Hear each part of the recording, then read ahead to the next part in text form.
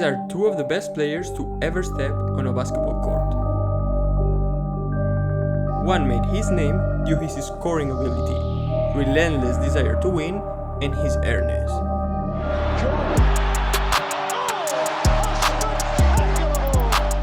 The other was always perceived like the next big thing and had to prove the world he was worthy of being considered the king.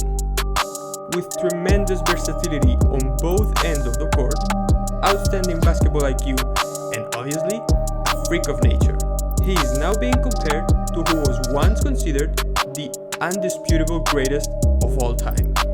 With the Last Dance documentary, we have been able to see a side of Michael Jordan that we never knew. So I can't think of a better timing to compare these two walking legends.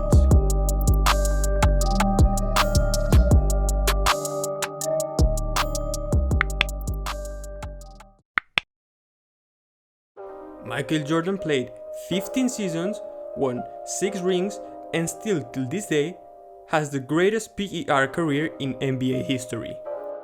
On the other hand, LeBron has already played 17 seasons and is still going, has won 3 out of 9 NBA finals that he has appeared, and has the second greatest PER career in NBA's history. So far, there is nothing to argue.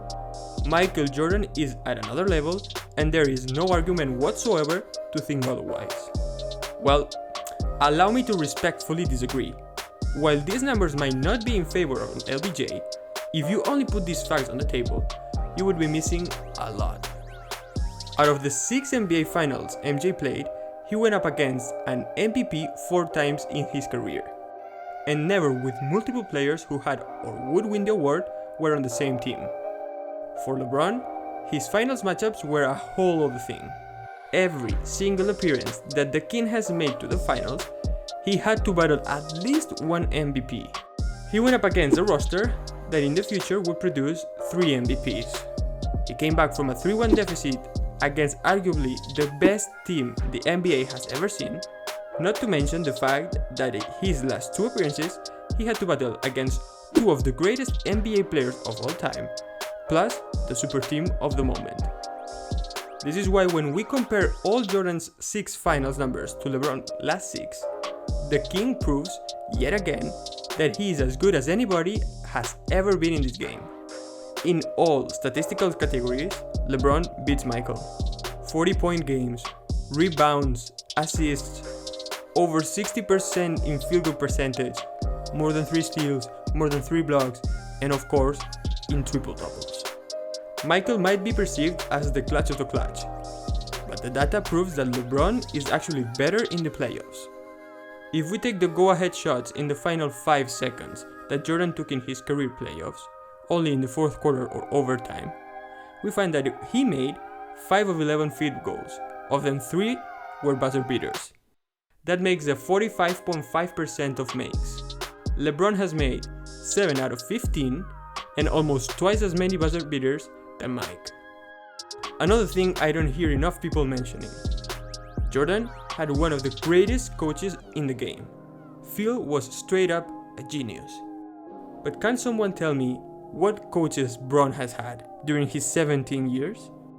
Okay, he's had some okay coaches, but not great. And he has had to face 3 times Coach Pop and 4 times Steve Kerr. As I'm saying this, I can imagine the counter-argument of Mike having a tougher path to the NBA Finals than LeBron. While that might be true, because he had to go against everybody to get there, LeBron's accomplishments cannot be underrated. The narrative that LeBron had to go up against a weak East can be a very good excuse, but it's not like he had a bed full of roses. During MJ's first 3 years in the league, the Bulls always had a losing record, but still made the playoffs. The Cavaliers didn't have pretty results either in LeBron's first 2 years, but they were not in the best 8 teams of the Eastern Conference, not even with a 42-win season. Also, MJ's winning record in the playoffs without Scottie Pippen is 10%, while LeBron's is 58 without an All-Star in his team. People sleep on this, but MJ and Pippen played 9 years together. I would bet if LeBron had stayed 9 years in Miami with D-Wade, he would have had at least 5 championships. I would also say that if he didn't leave Miami, there would be no such thing as the Warriors dynasty. Instead, the king decided to return to the land. It took 3 years for MJ and Pip to make it to the finals, but for LeBron and D-Wade, it was immediate. Yeah, they lost, but expecting that these two had the same chemistry than MJ and Pip is unrealistic. At the end of the day, they had 2 more years to build in order to win. Now, there are some records that MJ said that I highly doubt that they will ever be broken. Even till this day, almost 20 years after he retired for good, some of his most crazy accomplishments remain untouched. Like Jimmy said in one of his last videos, MJ's 37 points season remains undefeated. And what's most crazy about it is that the person that got the closest since he had that record was James Harden, shooting almost 50% of his shots as 3-pointers. On the other hand, only 2% of Mike's points came from behind the 3-point line. While this is impressive, I have something to add to this, because the game has changed since Jordan set that scoring record in the 80s. Nowadays, the game has played way faster than when he played, till the point that there are 10 more possessions every game. The game space has taken a huge leap in the past 5 years.